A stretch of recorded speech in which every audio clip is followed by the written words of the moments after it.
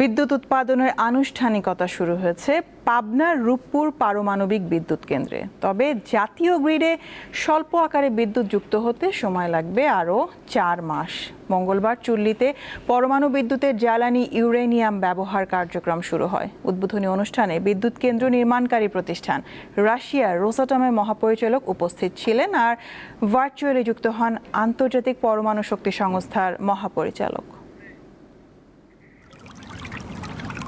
পাবনার রূপপুরে পদ্মা নদীর পাড়ে পারমাণবিক বিদ্যুৎ কেন্দ্র নির্মাণে 2011 সালে রুশ ফেডারেশন সরকারের সাথে আন্তঃরাষ্ট্রীয় সহযোগিতা চুক্তি স্বাক্ষর করে বাংলাদেশ সরকার।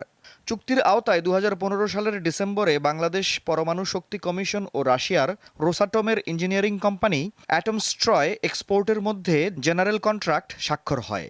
এরপর শুরু হয় বিদ্যুৎ কেন্দ্র নির্মাণের কাজ। 2023 সালে নির্মাণ কাজ শেষ হওয়ার পর বিভিন্নভাবে পরীক্ষা চালানো হয়। একই সাথে রাশিয়া থেকে আনা হয় জ্বালানি ইউরেনিয়াম। পরীক্ষায় সবকিছু ইতিবাচক হওয়ায় উৎপাদন প্রক্রিয়ায় যাচ্ছে রূপপুর পারমাণবিক বিদ্যুৎ কেন্দ্র। মঙ্গলবার বিকেলে পরমাণু চুল্লিতে ইউরেনিয়াম বা জ্বালানি দেওয়ার কাজ শুরু হয়। উদ্বোধনী অনুষ্ঠানে বিজ্ঞান ও প্রযুক্তিমন্ত্রী জানান, আগামী আগস্টে জাতীয় গ্রিডে 300 মেগাওয়াট বিদ্যুৎ সরবরাহ শুরু হতে পারে।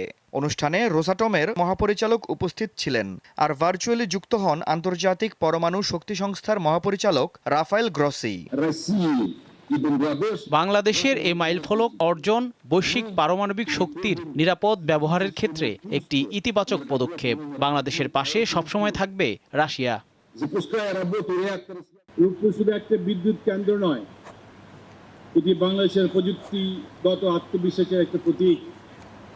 এটি আমাদের তরুণ প্রজন্মকে নতুন স্বপ্ন দেখিয়েছে, নতুন স্বপ্ন, নতুন উদ্ভাবনে উদ্বুদ্ধ হয়ে এবং প্রমাণ করবে যে বাংলাদেশ বড় লক্ষ্য নির্ধারণ করতে, তা অর্জন করতে সক্ষম।